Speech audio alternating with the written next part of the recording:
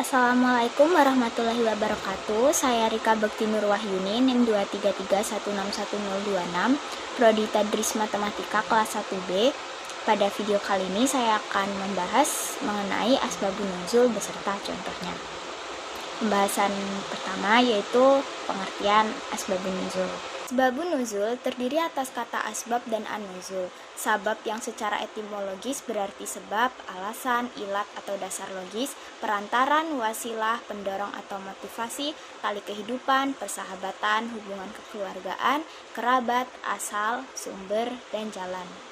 Maka dengan demikian, kata asbabun nuzul secara harfiah berarti sebab-sebab turun atau beberapa latar belakang yang membuat turun. Secara istilah, asbabun nuzul dapat didefinisikan kepada suatu ilmu yang mengkaji tentang sebab-sebab atau hal-hal yang melatar belakangi turunnya ayat Al-Quran.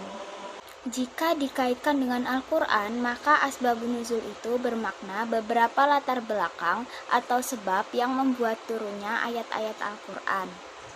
Sebab turun ayat dalam bentuk peristiwa ini ada 3 macam, yaitu yang pertama disebabkan peristiwa pertengkaran, yang kedua disebabkan oleh peristiwa kesalahan yang serius, yang ketiga disebabkan adanya cita-cita dan keinginan. Cara mengetahui asbabun nuzul adalah berdasarkan periwayatan yang benar dari orang-orang yang melihat dan mendengar langsung tentang turunnya ayat Al-Quran, dengan pedoman dasarnya adalah riwayat sahih yang berasal dari Rasulullah dan sahabat. Ayat-ayat Al-Quran dari segi asbabun nuzul dapat diklasifikasikan ke dalam 2 kelompok besar, yakni kelompok ayat-ayat yang dapat dikenali sebab nuzulnya dan kelompok ayat-ayat Al-Quran yang tidak diketahui sebab nuzulnya. Berdasarkan jumlah sebab dan ayat yang turun, asbabun nuzul dibagi menjadi 2 macam, yaitu yang pertama, beberapa sebab yang hanya melatar belakangi turunnya satu ayat atau wahyu. Dalam hal ini, turunnya wahyu bertujuan untuk menanggapi beberapa peristiwa atau sebab.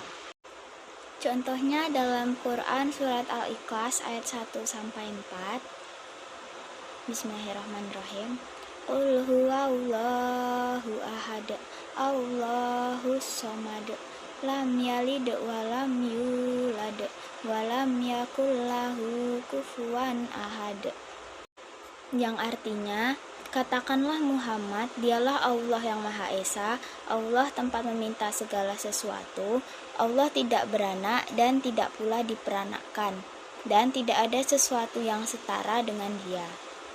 Ayat-ayat tersebut diturunkan sebagai tanggapan terhadap orang-orang musyrik Mekah sebelum Rasulullah Shallallahu Alaihi Wasallam melakukan hijrah. Ayat tersebut juga diturunkan kepada kaum ahli kitab yang ditemui di Madinah setelah Rasulullah hijrah. Yang kedua, satu sebab yang melatar belakangi beberapa ayat. Contohnya terdapat pada Quran surat Ad-Dukhan ayat 10, 15, dan 16. Allah Subhanahu wa Ta'ala berfirman, Bismillahirrahmanirrahim. Fartaqib yauma ta'tis sama'u bidukhanim mubin. Yang artinya, maka tunggulah pada hari ketika langit membawa kabut yang tampak jelas. Inna kashiful adzabi qalilan innakum aidun.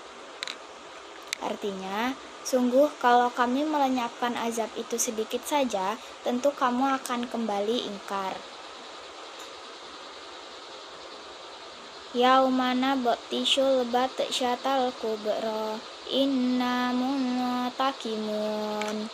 Artinya, ingatlah pada hari ketika kami menghantamkan mereka dengan keras, kami akan memberi balasan.